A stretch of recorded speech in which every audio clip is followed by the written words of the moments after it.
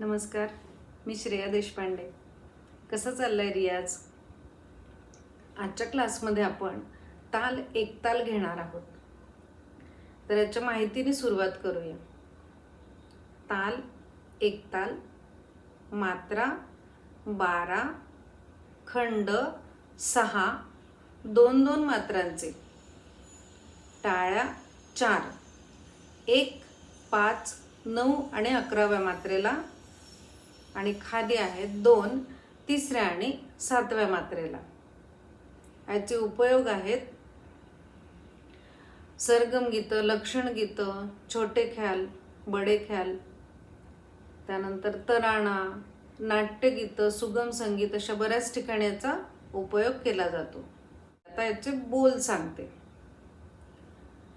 धिन धिन धागे तिरकिट तू ना कत्ता, धागे तिरकिट धीना. आता ज्यावेळी मध्यलय आणि विलंबित लय असते त्यावेळी तिरकिट असं म्हटलं जातं, आणि ज्यावेळी द्रुतलय असते त्यावेळी त्रक, तिरकिटच्या ऐवजी त्रक असं म्हटलं जातं. तर आपण मध्यलयीत करतोय तर आपण तिरकिटच घेऊया. ठीक आहे. बोल पुन्हा एकदा म्हणायचे. धिन धिन धागे तिरकिट तू ना कत्ता, धागे तिरकिट धीना धिन. असं समेवर येऊन थांबायचं. आता हातावर हा कसा वाजवतात ते सांगते. बघा, 2-2 खंड आहेत. तर टाळी, खाली बोट, टाळी, खाली, टाळी आणि शेवटी पुन्हा टाळी. बस, तुम्हाला 2-2 खंडात लक्षात ठेवायचं आहे.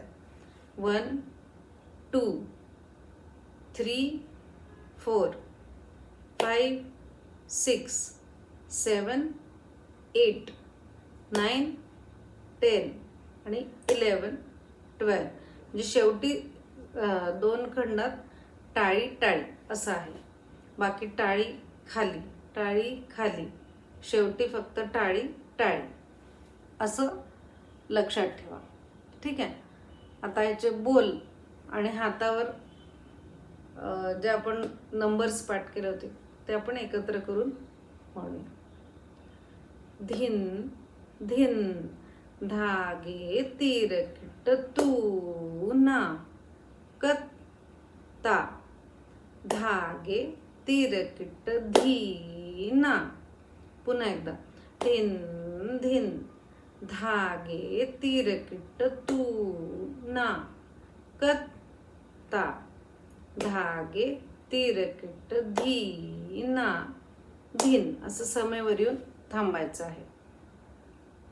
तर अशा प्रकारे याचे बोल वेगळे पाठ करा आणि आधी हातावर वेगळं पाठ करा, म्हणजे तुम्हाला सोपं पडेल दोन्ही एकत्र करायला. सगळं एकदम करायला गेलं की कन्फ्युजन होतं. तसंच ह्याचे बोल जेव्हा आपण म्हणतो तेव्हा अशा प्रकारे पण मोजायचे आहेत, कारण की हे आपले 12 असतात टोटल. तर तुम्हाला आपली कुठे एखादी मात्रा मिस झाली आहे का हे कळेल. समजा ह्यात तुम्ही काउंटिंग करत बोल म्हटले तर ते आणखी छान होईल. बघा, मी एकदा करून दाखवते.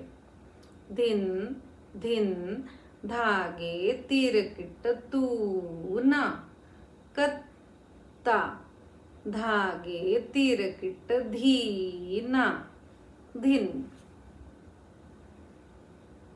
तर माहिती, बोल आणि हातावर द्यायचा ठेका सगळं छान प्रॅक्टिस करा, पाठ करा.